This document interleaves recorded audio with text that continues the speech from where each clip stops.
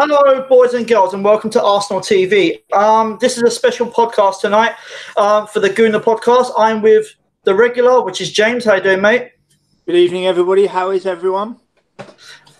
Yeah, we're absolutely good. And guys, I said to you that I was going to bring on a special guest, and it's no other than he's well known on Arsenal Fan TV for years ago with Arsene Wenger, but now it is the one and the only Claude. How you doing, mate?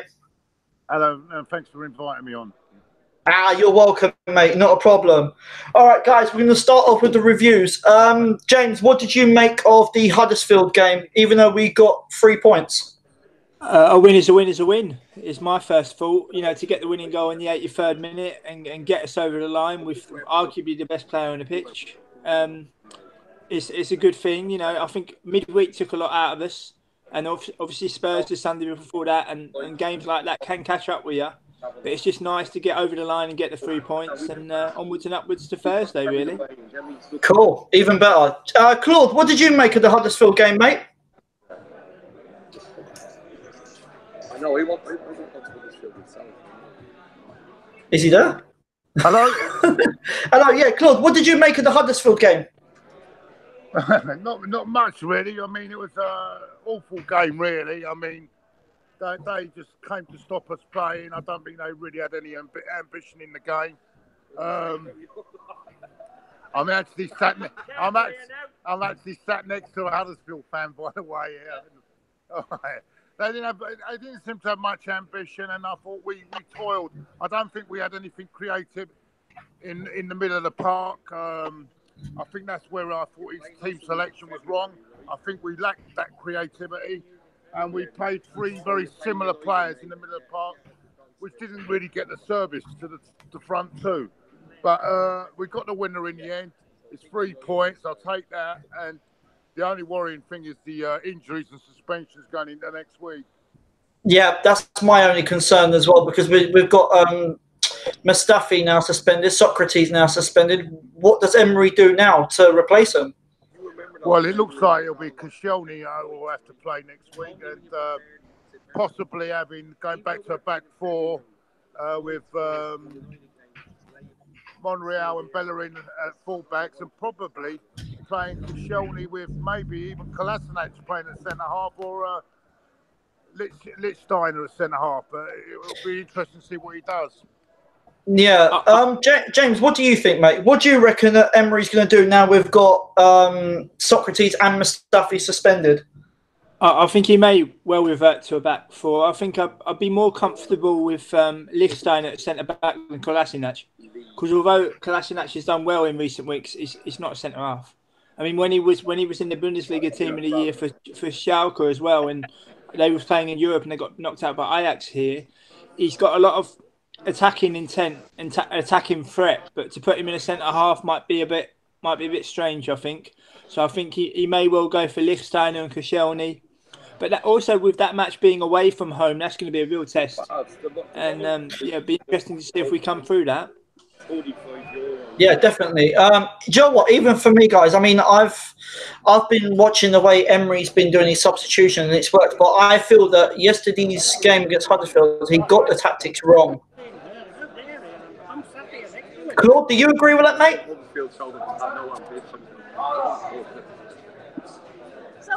Sorry, go again. Do you agree with that? That Unai Emery might have got his tactics wrong against Huddersfield? Yeah, I did. I think. He's new to the Premier League as well. He's going to make a few mistakes in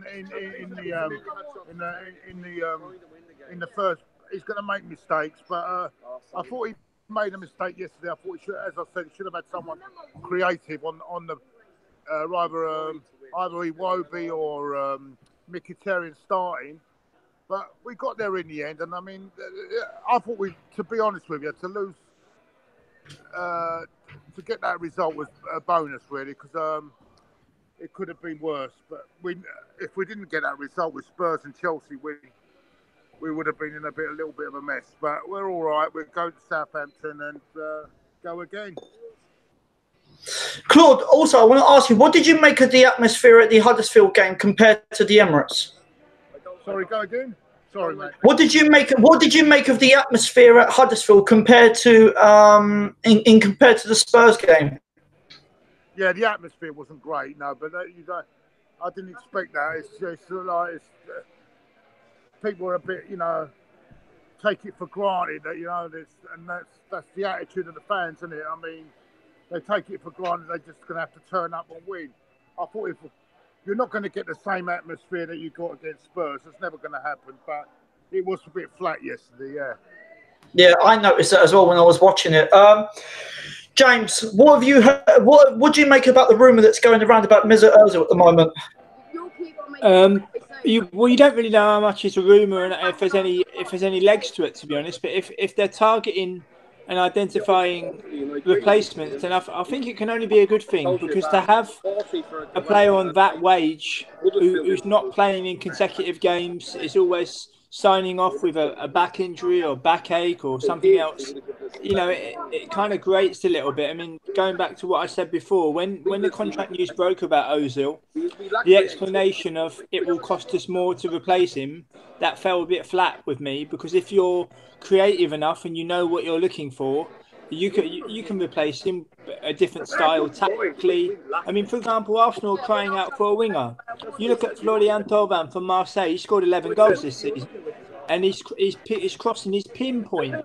So if Arsenal are crying out for a winger and you're going down that way tactically going forward, I don't think Thauvin would cost 25 million quid somehow. Well, maybe between 18 and 25, maybe. But if you're going to play in a different way and you're going to ask different things of players, then you don't necessarily lose that much. But providing the replacements are lined up already and that you're not trying to fill a huge black hole afterwards, Yeah, that's true. Claude, what did you make of the rumour that's going around of Mesut Ozil being sold for £25 million? Well, there's another rumour, but I can't say of it. No, I better not. But there are different rumours coming about Inter Milan, £25 million. I don't think it's enough, really. He's on a 3 or 4 year contract, isn't he, with us at the moment? I don't think that's enough, really. I think we'll be selling short, really, there if we're selling for 25. So I don't think that can be. I don't think there's any substance in the story. But I don't believe it's a back injury. I think there's more to it than meets the eye. Let's put it that way. James, do you agree with that there could be more than meets the eye? Could be. I think Emery as well. I don't think he's over enamoured with that. I mean, he's come into a squad and he wants to use his best players. I mean, if any manager going into a professional squad, if one of your best players is not at the races and always has difficulty with certain things, you're not going to be too pleased, are you? And I think Claude makes a great point about the price. I think it's just maybe Inter Milan trying to pull a fast one, really. But you wonder how many clubs are actually in the position to pay an awful lot of money for such a player, and there's not really that many these days, are there? No, that's very, very true. All right, guys, we're going to get into the players' ratings, and first off is Leno. Sorry, go again. We're going to go into the players' ratings, Claude. And the first player is Leno. What did you make of him? Didn't have really that much to do, really, did he? But there was a couple of punches where he could have caught the ball, but I'd say 6 out of 10 for me. That's cool. James? Yeah, I'd also go for a 6. I think with his, whether the punching and the catching, I think he appears to be very much a confidence goalkeeper. When his confidence is up, it's up, and when it dips a little bit, it dips a little bit, and you wonder how that's going to pan out. But I think it's good he's having a run of games, and that should build his confidence. And as Claude said, he didn't have that much to do, but onwards and upwards to the next one. But I think Southampton away, particularly in the Premier League, is going to be a more of an aerial test for him and a bigger test, I think. Okay, that's a fair point. Next off is Bellerin. Bellerin, I thought had a good game, actually. I thought I'd give him a 7. Yes. Defended well, went forward well, didn't do anything too much bad. I'll give him a 7.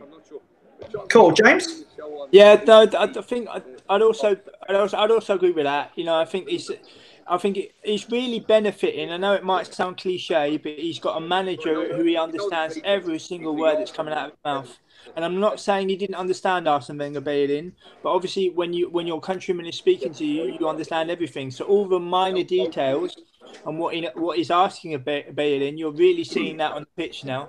And I think he's maturing a lot. You know, I don't know if it's to do with age or, you know, maybe he's reached a point in his career. But yeah, I think he looked okay. He was quite pleased. Cool. Guys, Claude, before I just ask you, mate, a question is coming from Ryan, and he said, I have a question for you guys. Seem as we are not filling up the stadium unless it is a big game. Should the club be offering season tickets for the last half of the season for the home games left? Considering the area, of course. I would. I think that's a great idea. I mean, as I say, Claude would know more, but like in my case, won't happen at Arsenal. But no, I agree, Claude. It won't happen, but it's a good idea. It's a business. It won't happen, mate. It won't happen. It's a business. They just don't operate like that, mate. It won't happen. But it's not a bad idea, but it will never happen, mate. So, yeah, to be honest, guys, even I don't think it will happen. To be honest, not the way Stan Kroenke is running the club right now. I can't see it happening. But then you have to ask the question: when it comes to empty seats, when you get to the important games or games that matter, and you see empty seats around, I mean, it's better. It's always better for a seat to be filled rather than be empty. You know, you look at some clubs around the world. I mean, at Dortmund, it's jam-packed every single week. That's the trouble. The problem with us, with our club, it's not about atmosphere. It's about putting bumps. It's about making sure you get enough revenue in the club. And if they guarantee 40,000 season ticket holders, rather than, I wouldn't have given 40,000. I would have given about 25,000 and then put the rest up for grabs. You know what I mean? So you get more fans coming in. But because the club want to guarantee that revenue, they're not interested whether someone comes in, buys a season ticket for a year and only goes to watch 4 games and keeps the seat empty. They don't care less because that money's been paid for. They're not interested in the atmosphere. The man doesn't care about atmosphere. I told you this. The only people that really care about this football club is the fans. And that's agreed. That's all that care, and the players and the board do not give one iota about the club as far as where it's going. It's all about revenue.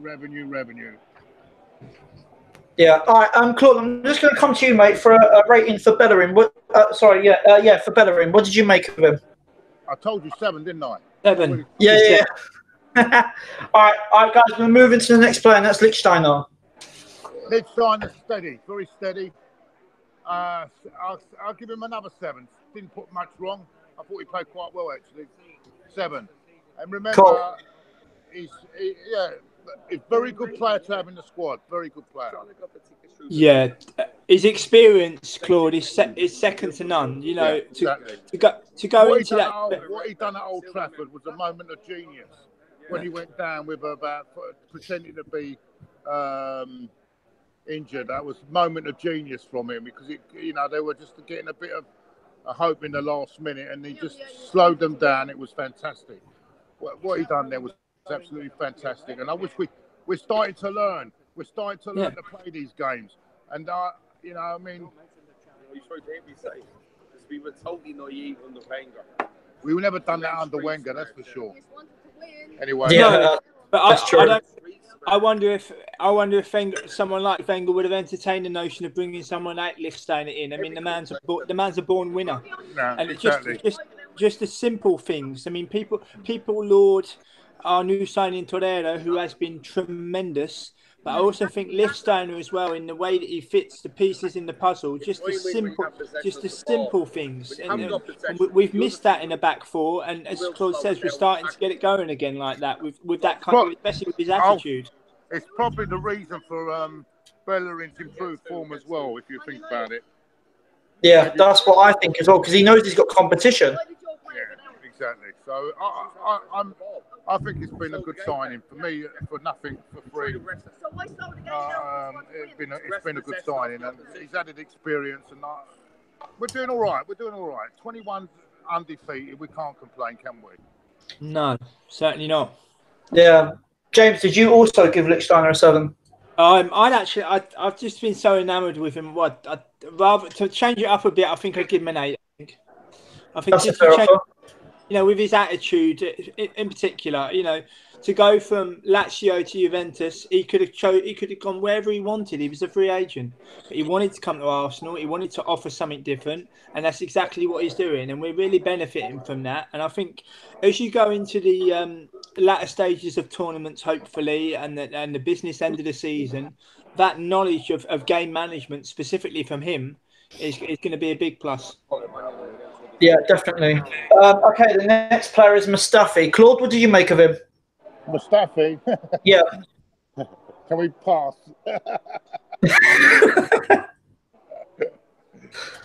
Ridiculous dive. I don't know what he was doing there. I mean that's now cost him a suspension, isn't it? But he's got injured anyway. Not been impressed with him this season. In fact, the weak link in our defence. 6 for me. James? I'd give him a 5. I think, as I say, the dive as well. We don't need that type of behaviour from our centre halves. We don't want that. That's just no good. And I just think he's so indecisive to go to ground so quickly. It's as if he's always trying to prove, look, I've won the ball. Well, never mind about that. If you just do the simple things, that's also sufficient. I think sometimes he tries far too hard, and I can't for the life of me. We paid 35 million euros for him. I can give you a list of 10 centre halves that are better than him that we could have got for a better price than that. So I think going forward and identifying specifically a centre half, I think there's there's a lot to learn in that respect. Cool. Guys, another question has come in, and this person has put, can you see Arsenal going to Liverpool and getting a result? And he put, for me, we can get a draw. What do you guys think? So what's that, going to Anfield and getting a result, did you say? Yeah. Yeah, I think we'll have a few prayers before we go.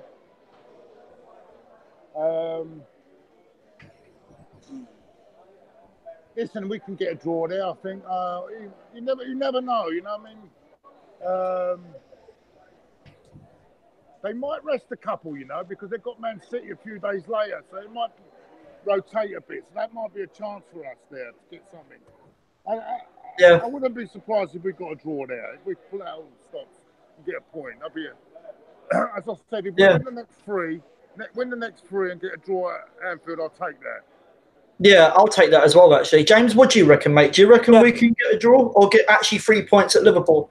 I think a draw is quite feasible. I thought, especially with before the home game, everyone's talking about that Arsenal are going to get whipped. This Liverpool side are not untouchable. This Liverpool side are not infallible. This is a Liverpool side that's lost in Belgrade, lost in Paris, and lost in Naples. I know the Champions League is different to the Premier League, but they're not untouchable. The minute you start to believe they're untouchable, then you've got a bit of a problem. But I think if we get at them, especially in similar way we did it at home leg, there's no reason why we can't get at least something out of the game. Yeah, that's true. I completely agree. Guys, right, the next player is Socrates. What did you guys make of him? Best player on the pitch, apart from Torreira. 2 players that stood out for me. Socrates, I'll give an 8. Fantastic. He played really well. Cool, brilliant. James? Socrates? I'd give him a 7. I'll give him a 7. I mean, my jury is very much out on him, and he's obviously got something about him. He's physically strong, a bit imposing, and it's not easy for attackers to defend against. But he's quietly going about his business. But I'll give him a 7, I think. Cool. Okay, guys. The next player is Kleznik. Claude? Sorry, go again. Kleznik.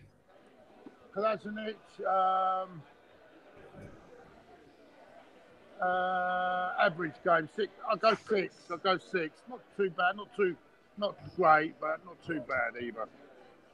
Cool. James?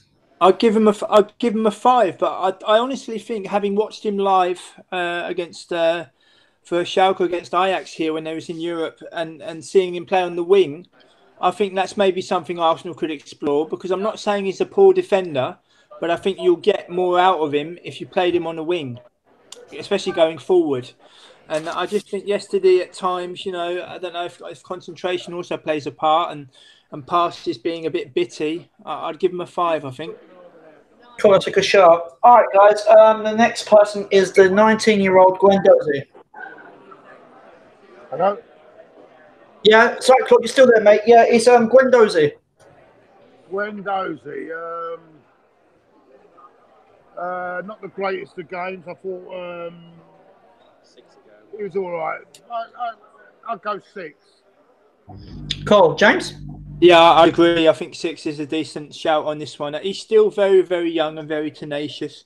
And it's also a long old season. You imagine playing in Lorient in Ligue 1, and then next minute you're thrust in the Premier League where you're playing away at Old Trafford and at home to Liverpool and home to Tottenham. It's a bit of a difference, but I think he's coping well. But he's still very young. I would also agree 6.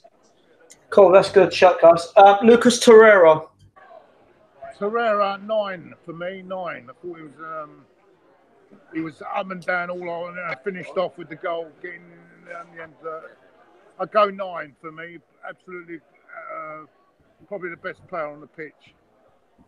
Cool. James Torreira. Yeah, to mix it up a bit, I'd say 8. I think he's a tremendous signing, but it just goes to show when you get hold of something you've needed for years. I mean, every Arsenal fan has known for years that we needed a quality central defensive midfielder, and we've got one.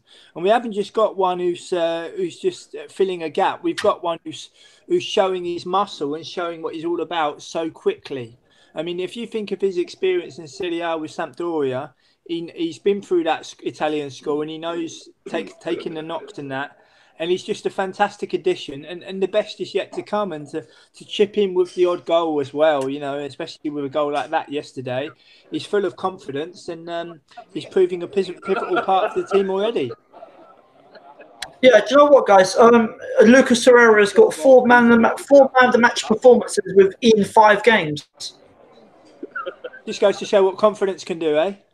Yeah, exactly. All right, guys. Next player is Granit Xhaka. Granit Xhaka, I thought Mr. Old Trafford. I don't think this system suited him though yesterday, but still not too bad. 6 out of 10. But I thought we missed him at Old Trafford. Yeah, I completely agree. We did actually miss him because of his control of the midfield. Yeah. I just don't James? think yesterday's system suited him. The way we played yesterday, I don't think it suited him. But I'll give him a 6. Cool, James. Xhaka. Yeah, I do agree. He was missed midweek. I don't know if it's one of these things of coming back into the grind and getting used to things again. But I think he's gaining in general more of a presence on the pitch. I mean, you saw in the past he's like a walking yellow card. Really, he'll get booked every single game. But I don't know if the captaincy is helping him a bit. But yeah, I would also agree. Yesterday he wasn't. I don't know if it was first game back after missing midweek, but I'd also go for 6. Cool. All right, guys. The next person is Aubameyang.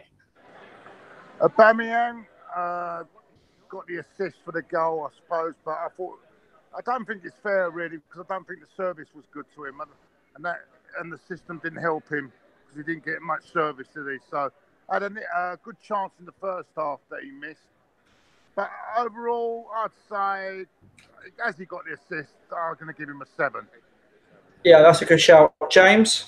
I think with the assists as well, I think that plays a massive part, because the great thing about that goal was that the weight of the ball that he passed on to Torreira, and Torreira making space for himself in such a small space. For him to check back and to change his body shape to be able to put the ball in the back of the net was tremendous. I think Aubameyang had chances as well. I don't think he's going to be...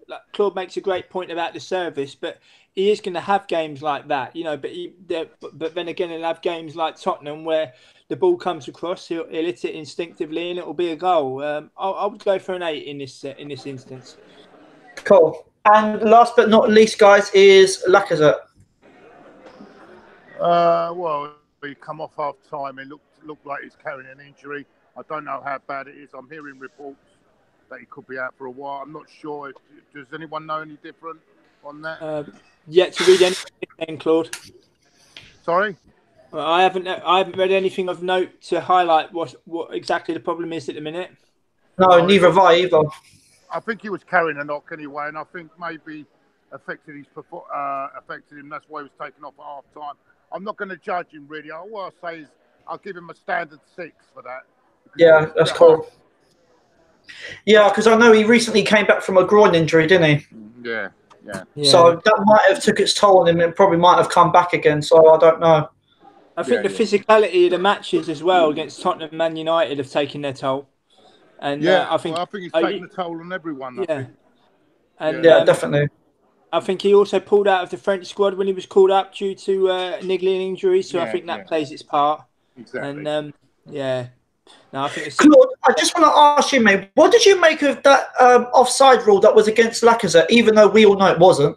Do you know what? I've not seen it again. So at first I couldn't understand it because it was the back pass. From what I looked at, I was at the North Bank. It looked like a back pass, and he just caught onto it at the end of it. But I don't know whether there's some second phase going on, or I don't know. I don't know. To be honest, I was out drinking all night, and I didn't see much of the game. That's all right. No worries, mate. So I can't. No, even I looked at it on the replay, and it didn't look offside at all whatsoever.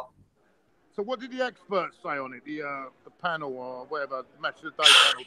I don't know. After the match finished, I just turned it off. Right. James, did you see it? Yeah, I can understand with the pace of the game that be flagged up straight away. I think VAR can't come in soon enough, really, because it would eliminate decisions like this. I just think I think the pace of Premier League games sometimes go too quick for specifically linesmen. Getting up and down and seeing who was the last man and that kind of thing.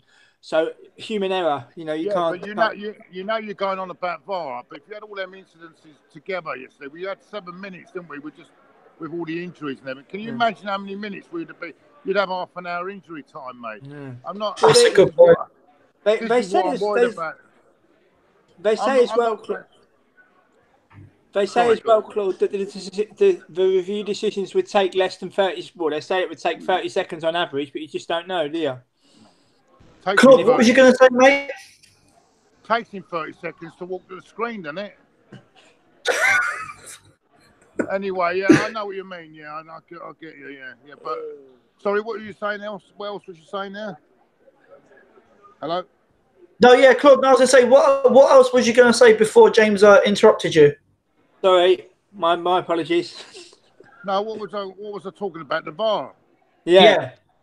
I just don't feel that. I feel it's going to take all this time up. Yesterday was 7 minutes with those injuries. Yeah. Can you imagine with all these disputed calls that we could have had? You could have had 3 disputed dives. You'd have had all that offside goal. You'd have had all that. Would have been there for another half an hour, mate. No, I'm not sure whether it's not for me, mate. I'm not. Look, listen. We've survived all these years without all this. I think the goal line technology is great, but let's leave it at that because I don't agree with it at all. There you go. That's his own opinion. James, do you agree with it that we should have VAR? Well, I think if it's being brought in at all levels, and we all know the money involved in the sport is getting to the point where it's obscene. Well, it's been that way for years. But when you've got decisions where maybe on the final day a club might be relegated, never to return to the top flight for years on end, and things like that, you saw with the World Cup how many review decisions there were and that kind of thing. I mean, I just think we're getting to the point now where there's so much at stake, especially at the highest level. Yeah, but James, sorry to interrupt you there, mate. What shall we do? Shall we just have robots on the pitch then instead of referees? No, of course not. Of course not. No, but what I'm trying to say to you, mate, what are these referees paid for? And what are these linesmen? If they can't do the job, then get them off, mate. We have the worst officials in, and it proved at the World Cup. At the World Cup, there was not one English official, yeah? Not one official from England. You know why? Because they're all rubbish. And that joke that was out there yesterday, mate. 9 cards he showed. 9 cards. Jesus Christ! If he was in the 70s, mate, everyone would have been sent off. Yeah, the game would have been abandoned. Exactly. Oh, no. I'm not having it. No, I'm not having VAR. If they can't do the job, then give it. Let's bring foreign referees into the Premier League, like we bring foreign players. That's what we should do. Get rid of these clowns. Absolutely. That's actually not a bad idea, actually. Decent point, isn't it? That's a good point. All right, Claude. Just finish it off, mate. What's your prediction against Southampton?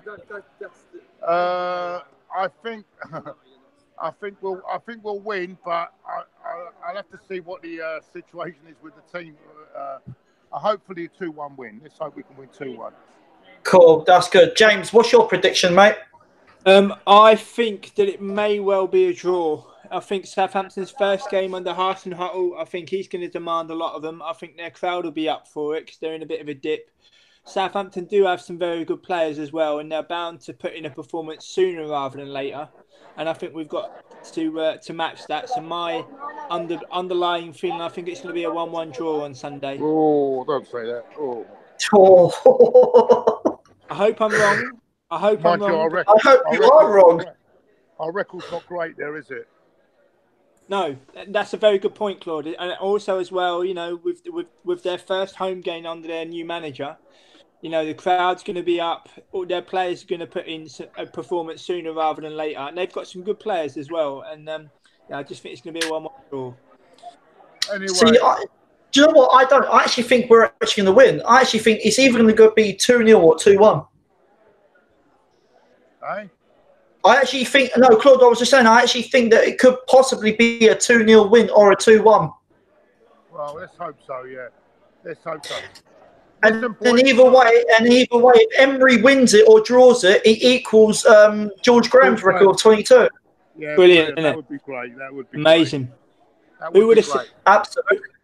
Listen, boys, you're all cutting up now, and I can't hardly hear you. So I'm gonna say thank you very much for inviting me on. Yeah. That's cool, Claude. Thank you for coming on, mate. Okay, take care. You're always welcome to come on anytime. Yeah, well, you know where to find me, don't you? And, yeah, of course. Yeah. Okay, my cool. Friend. Thank you, Claude, for joining us, mate. It's a special guest. Thank you very much. Cheers, Claude. Take care. Take care, boys. Bye-bye. Bye. Oh, that was nice to have Claude on the show. Guys, keep your comments coming in at this precise moment. If you've got any questions that you want to ask me and James, go ahead, fire away. Also, give us your thoughts on the VAR. Do we need it or do we not in the Premier League? James, a question did actually come in.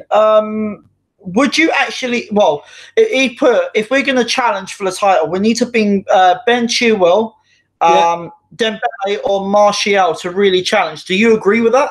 Well, Chilwell, yes. Martial, yes.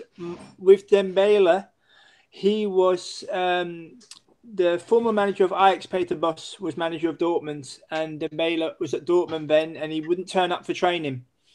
And Peter Bosz would go into training and he would say, where is he? Is he first and foremost, not where is he, I'm going to hammer him. It was, where is he? Is he all right? And I saw a report as well this morning that he turned up 2 hours late for training at Barcelona. I don't know if that's been confirmed. But I think the shouts for Chilwell and Martial are extremely good. Wenger wanted Martial in the season. They knocked us out of the Champions League in 2015. But he was told by Monaco that he's not for sale. And Wenger took Monaco at their word. And then a couple of weeks later, he was sold to Manchester United. So, be interesting to see what happens. I make no bones about it. I would go for Thauvin from Marseille. And before anybody says about his time by Newcastle, look how much he's grown and how much he's matured since he's been back at Marseille. He scored 11 goals this season. He's physically very strong. I think he's only 25 years old, and his crossing is pinpoint. And if we're going to have another outlet, rather than just always going through the middle, if we're going to have another outlet with a pinpoint crosser for Aubameyang and Lacazette, then Thauvin could well be it. Cool. What about Dembele? Do you think he could be a possible to come to Arsenal, knowing he has a relationship with Lacazette and Aubameyang? Oh yeah, I know that, but I just think when you hear reports about not turning up for training and those kind of things, you need a real togetherness. I think it was Guardiola that enforced a rule at Barcelona for the whole squad. If somebody comes in late, everybody gets fined, and nobody came in late. But you imagine enforcing such a rule. You've got a squad of 25 players. One person turns in 5 minutes late, they all get fined. And yeah, true. And so these kind of things, I just think Tovan will be a tremendous signing. It'd be a tremendous outlet. And but Chilwell in particular is a fantastic shout because he will cost, I think, now between 35 and 40. But Arsenal put in a derisory bid. I think it was only like 3 million. I think the January before last, if you'd have gone in with at least 10, then we could already have him now. But but interesting to see what happens. Cool. James, I just want to ask you, mate, what do you reckon the tactics that Unai Emery should go with during the game against Southampton? I think to break them down. Yeah, I think pace is going to be a key. I just think they're going to be so riled up because, I saw Hassan Huttel's unveiling, and he said about, I'm inviting my players to show us that they're willing to fight and energy levels and to come with us, because he's going to demand a lot of his players. I mean, if anybody who saw his Leipzig team, they looked fantastic at times. I mean, they finished second to Bayern Munich and played some tremendous stuff, particularly in Europe. And I just think Southampton are going to be riled up. I think, you can't win every single game. We know that. We almost found that out last Saturday. But I hope I'm wrong. I just think it's going to be a draw. But if you're going to get them, and go at them with pace, I would say. Cool. I'm just going to ask you, was you surprised that Chelsea actually beat Man City last night? No, because Chelsea were playing at home. I don't know if it's just my opinion. I mean, obviously I have a different perspective interviewing professional players and managers on a regular basis. And obviously being based here and looking at other leagues, I sometimes get the impression that the Premier League in particular, that people think that the season's already played out and things are the way they are. They try to pigeonhole teams and managers and players. You just got to wait and see how things will plan out. Yeah, true. I did actually forget to ask Claude as well. What would you have gave Emery for a rating against Huddersfield? 7. I'd give it 7, I think. Claude made some great points about him. He's still learning in the Premier League, but as I've said on many times, Richard, his experience with Valencia, with Sevilla, with Paris Saint-Germain, and also don't forget, this is a man who got Almeria promoted to the top flight in Spain for the first time in 25 years. When before that happened, everyone was like, Almeria will never be in the top flight. Who got them there? Unai Emery. So all of his experience is relative, and it's not infallible. Of course, he's going to make mistakes, but who would have said when the Wenger news broke back in April that our new manager, so early on in his reign, would go on to be almost 22 games unbeaten? I mean, people talk about Thursday being a foregone conclusion, and we should win, but specifically in the last match day of the Europa League and the Champions League, you get strange results. So it's about being sharp. It's about giving the young boys a chance. And above all, being wary that this Europa League is a tremendous chance to win a trophy for the first time in 25 years. We came very close last year. I just hope we can take the opportunity this season. Yeah, I completely agree. Because we got so far last season, got to the semi-final, so we didn't do too badly. I mean, I was saying like age ago back then, I said if we could take Atletico Madrid on just a one game, yeah, we'll beat them. But over 2 games, I couldn't see us beating them. I was at the home leg, Richard, and the fact that we could not get that second goal was telling, knocking at the door and millimetres. But Griezmann was always lurking. And also as well, that back line, Hernandez, Godin, Jimenez, Felipe Luis, they worked in unison, and they looked as if they didn't look uneasy. They didn't look uncomfortable. They always knew they were going to find a way to get back into the game, and they did. I mean, okay, Koscielny's error didn't help. But also in the second leg, I thought the second leg in Madrid, we started really poorly. And for that group of players to try to win a European trophy for what was the first time in 24 years, I thought we started the second leg very poorly, and that led to our downfall of not reaching the final. And yeah, you can only hope that this year we can hopefully go one better and reach the final at least. Cool. Yeah, I completely agree. Guys, it's been the show for tonight. Thank you for the viewers that have been watching this from the very start. I did say to you I'll bring on the special guest, which was Claude. Luckily, he came on, which he nearly forgot. But that's absolutely fine. James, as always, thank you for joining me tonight, mate. As always. You're more than welcome anytime. Look forward to the next time. And if cool. If you wouldn't mind, if I can do a small plug, I'm sure some of the viewers will know.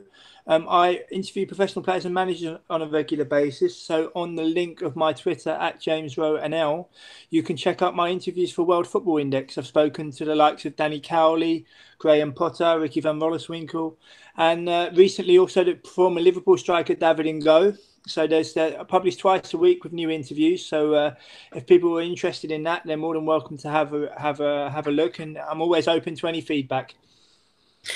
James, before we go, another comment that's just come in by Ryan, and he for Mr. Arsenal Podcast. He put, if we are still unbeaten by Liverpool December 29th, do you reckon we will get a result? Do you know what? I reckon we will. As I say, they're not untouchable. They're not. When you start to believe they're untouchable, I mean, for me, I have nothing against Liverpool, but the fact remains, you've lost in Paris, lost in Naples, lost in Belgrade. My personal opinion is they don't deserve to go through to the last 16. If you lose all three of your away games, that should really be it. But for me, the underestimation of Belgrade, Paris, and Naples was their undoing. Yes, they are a very good side, but I think the energy levels that Klopp asks of them, I think in February they're going to be running on empty. And yes, they are a very good team, but when you start to get into the area of we can't beat them, they're unbeatable. They're not unbeatable. You know, somebody will beat them. It'll probably be a team that you don't expect. It'll probably be, I don't know. Well, for example, Burnley went 1-0 up, didn't they? And that could have turned out differently. They are a very good side, but they're not unbeatable. And we can get at least a draw in Anfield. But before then, there's a fair few games coming up. Yeah, I completely agree. But the only thing is, for me, I feel that at the moment, Mo Salah, we've definitely got to watch for, because he's starting to pick up the pace now, isn't he? He is. I mean, he's a tremendous player. I mean, I think for the people to call him a one-season wonder is doing him a disservice. You know, he's an excellent player. Had a good World Cup as well. But we tamed Liverpool in the first leg. We can do it away from home, and we just got to be resolute. You got to remember as well, this is Emery's Arsenal, and we're 21 games unbeaten. And yes, we're still fifth in the league. It's a long old season. But, yeah, I'm quietly confident that Emery will win a trophy in his first season. I just hope that it's a European one for the first time in 25 years. Yeah, well, for me, I feel that Emery is definitely a specialist in it. So that's definitely got to be one of them he has to win. I feel probably we will probably get an FA Cup or a Carabao Cup, most likely. Yeah, I think the League Cup is the most likely one. But for me, Richard, as well, I was very young when we won the Cup Winners' Cup in '94. And it's right up there with some of the greatest memories I've got of Arsenal in my 30 years as a fan. It would just be fantastic for the next generation. Definitely. No, absolutely, definitely. I mean, for me as a fan, I mean, I was lucky enough to I watched it on TV as a young boy, but even the previous rounds, you know, beating Standard Liège and beating Odense from Denmark, you didn't have much football on TV in those days. It's not the point we have now. And I just worry, it's just my personal opinion, the Europa League has got some great sides in it. I mean, we lost at home to Östersunds back in February, and we could have very, very well lost to Thai. I mean, I remember speaking to Graham Potter, and he said to me that before that game, Arsenal had lost to Derby, and we knew they were feeling a bit raw. And he said to me himself that the failure to score the third goal and not push on when they went 2-0 up kind of was their undoing. But whoever comes out of that hat on December the 17th, whether it's Bordeaux, whether it's Slavia Prague, whether it's Astana, just respect every single opponent and give it your all, because it would be a shame to get knocked out of a European tournament that we have a tremendous chance of winning. Yeah, I agree. A comment and he put, it's only December, everyone's getting excited. But I'm going to reply to this because all the Arsenal fans know that we're not going to win the Premier League. We know we're not going to win that by a very, very long shot, because we know that Man United and Liverpool are going to be challengers for it. City and Liverpool. And we know that third, fourth and fifth is going to go up and down a few times. Yeah, absolutely. So it is only December, but you need to think about it. We are 21 games unbeaten in Unai Emery's first season as manager. In his first 6 months as manager. Exactly. And people as well have to remember, we could not buy an away win last season. We did not get an away win until I think it was the final day. And now fast forward to Christmas, where we're 21 games unbeaten. And also as well, I think I saw this on Twitter come earlier on, Richard. Just because you're happy for your club, it doesn't matter what club you are, just because you're happy for your club doesn't mean that you're being over expectant or expecting too much. The great thing about the sport we love is that anything can happen. That's why everybody keeps coming back for more, because at the end of the day, it's 11 against 11, and anything can happen. I just think, it's a long old season. I agree with you. I think the Carabao Cup is the most feasible trophy, but we've only won that twice in our history. Everybody remembers the pain of 2007 and 11 and 2018. Yeah, I remember that. I was also looking as well. I think the calendar is such where Arsenal's last 32 match is the Thursday before a potential final, if we get that far, similar to Ostersund's and Manchester City last back in February.